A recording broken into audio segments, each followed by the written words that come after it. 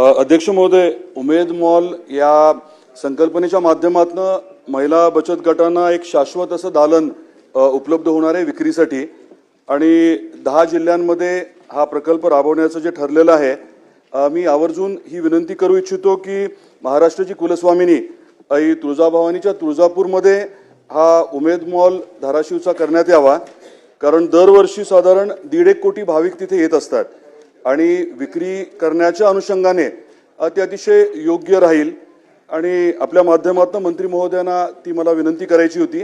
आणि प्रश्न हाच आहे की तुळजापूरला खास बाब म्हणून उमेद मॉल राज्य सरकार मान्यता देईल का, हा माझा प्रश्न आहे। अध्यक्ष महोदय, महिला सक्षमीकरणाच्या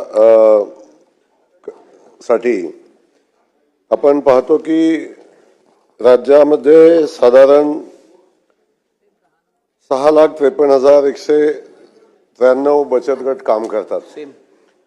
त्यातून आपण साधारण 30,000 पर्यंतचा फिरता निधी वितरित करण्यात येतो, तो साधारण 872 कोटी रुपयाचा निधी आपण दिलेला आहे आणि 3,70,350 स्वयंसहायता गटांना 222 कोटी रुपयाचा समुदाय निधी वितरित केलेला आहे। त्यासोबत बँकेकडूनही या सगळ्या बचत गटांना मोठ्या प्रमाणावर अर्थसहाय्य देण्यात येतं आणि त्यातून स्वयंसहायता बचत गटातील महिलांच्या उपजीविकासाठी छोटे छोटे रोजगार महिला करतात।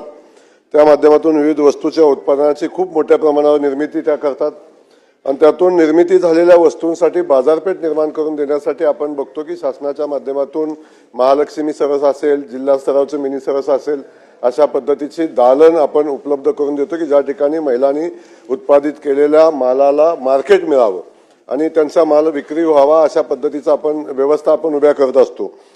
आणि ह्या व्यवस्था उभ्या करत असताना त्या व्यवस्था असतात त्या 8 दिवसासाठी, 7 दिवसासाठी, आठवड्यासाठी अशा ह्या व्यवस्था असतात। ह्या व्यवस्था या महिलांच्या उत्पादित केलेल्या मालासाठी कायमची बाजारपेठ, बारमाही बाजारपेठ उपलब्ध व्हावी म्हणून आपण उमेद मॉलची संकल्पना माननीय मुख्यमंत्री महोदयांच्या समोर मांडली। मी खास करून सभागृहामध्ये मुख्यमंत्री महोदयांचं मनापासून कौतुक करेन की जी कल्पना आम्ही मांडली तातडीने त्याला त्यांनी मान्यता दिली आणि आता मंत्रिमंडळाने मान्यता दिली आणि आम्ही प्रत्येक जिल्ह्यामध्ये हा उमेद मॉल महिलांच्या सगळ्या जिल्ह्यामध्ये करणार आहोत आणि त्यातला पहिल्या टप्प्यामध्ये आम्ही चालू वर्षामध्ये आपण 10 जिल्ह्यामध्ये हा उमेद मॉलची निर्मिती आपण करतोय आणि महिलांसाठी हक्काची बाजारपेठ आपण निर्माण करतोय। माननीय सदस्य महोदय राणा साहेबांनी जो मुद्दा उपस्थित केलेला आहे की आपण पहिल्या टप्प्यामध्ये जिल्हा स्तरावर हे मॉल आपण करतोय।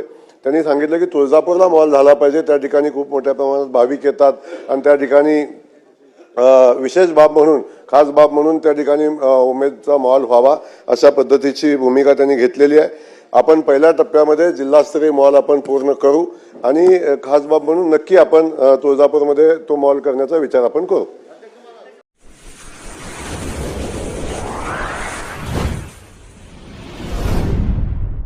वीर महाराष्ट्र न्यूज चॅनलला लाईक आणि सबस्क्राईब करा। धन्यवाद।